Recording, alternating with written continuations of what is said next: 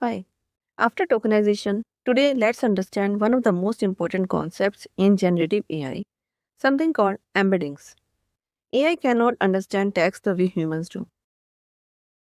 So we give it a sentence like I love mangoes.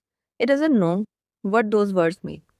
It needs a way to convert our words into something AI understands. So and also preserve their meaning. For example, words like king and queen should feel related to each other. That's exactly what embeddings do. Embeddings convert words into long list of numbers called vectors that represent their meanings. For example, king becomes 0.12, 0.4, 0.15. These are the vectors that represent king. Similarly, for queen also, we represent it with vectors. Think of embeddings as coordinates on a map.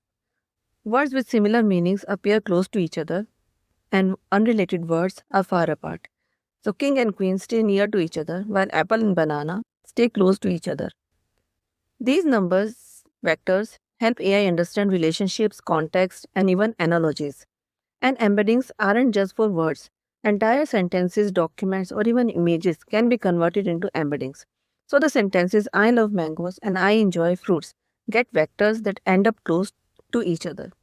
Embeddings power almost everything we use today: search engines, recommendations, chatbots, semantic search, and how LLM understand your questions. So, in simple words, embeddings convert your text into numbers that capture meaning. They are the foundation of how AI understands, compare, and responds. Thank you.